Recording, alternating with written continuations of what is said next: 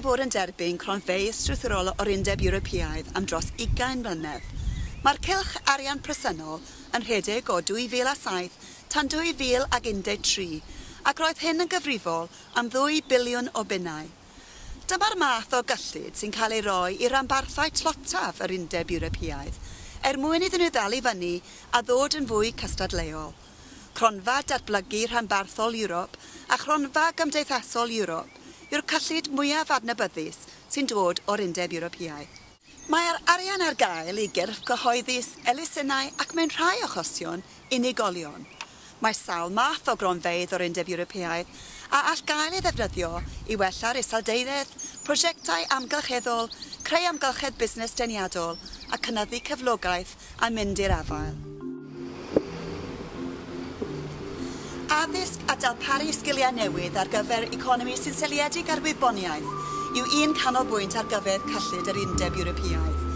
Defnyddiwyd bron i 4 miliwn o bunnau o gyllid Ewropeaidd gan brifysgolion ledled Cymru ar gyfer prosiectau fel Technocampus, sef gweithdai ymarferol mewn gwyddoniaeth cyfrifiadurion ar gyfer pobl ifanc, ac mae dros 1,500 o bobl wedi elwa ar hyn. Mae sefydliad gwyddorau bywyd newydd yma yn Prifysgol Abertawe wedi derbyn bron i 13 miliwn o bunnau ar gyfer canolfan ymchwil clinigol, lle i ddeddorion weithredu ac i datblygu busnesau sy'n defnyddio'r technoleg. Mae cysylltu addysg a phrifysgolion a busnesau yn rhan enfawr o gyllid yr Undeb Ewropeaidd, y rhai mawr a'r rhai bach.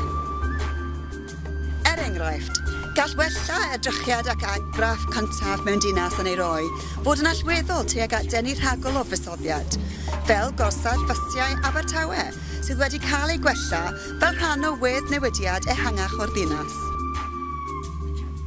Canolfan siopa Bargoed wedi derbyn 3.2 filiwn o bunnau i wella hygerchedd fel y gall busnesau llwyddo mewn y cymuned lleol. Fodd bynnag, mae angen gwaith sydd wedi dargedu'n well mwyn gwneud gwir wahaniaeth fan hyn. Ac yma, ar ffordd Fabian, mae cael cyllid Ewropeaidd o dros 1,5 biliwn o bunnau wedi cyfrannu ar benderfyniad Amazon i leoli un o brif stordau dosbarthu yma yng Nghymru. Dydy pob busoddiad yn yr iseldydd ddim wedi ddangos y buddiannau economaidd ehangach fodd bynnag. Mae 82 filiwn o bunnau o arian Ewrop wedi cael ei wario ar heol pen o cymoedd, tra bod gwelliannau i'r M4, blaenoriaeth busnesau Cymraeg, wedi cael ei symud i lawr yr agenda gan Lywodraeth Cymru. Mae tap coch a chamreolaeth gan Lywodraeth Cymru yn golygu fod Cymru unwaith eto'n un o'r rhanbarthau tlotaf yr Undeb Ewropeaidd, ac fe fydd hi'n gymwys ar gyfer rhagor o arian o Ewrop tan 2020. Mae'n rhaid i'r cylch nesaf o gyllid hwn gael ei wario'n well ar gyfer prosiectau go iawn sy'n annog rhagor o fusnesau i gael ei sefydlu ac i ehangu yng Nghymru mwyn iddyn nhw greu swyddi a fydd yn gwneud gwahaniaeth i Gymru.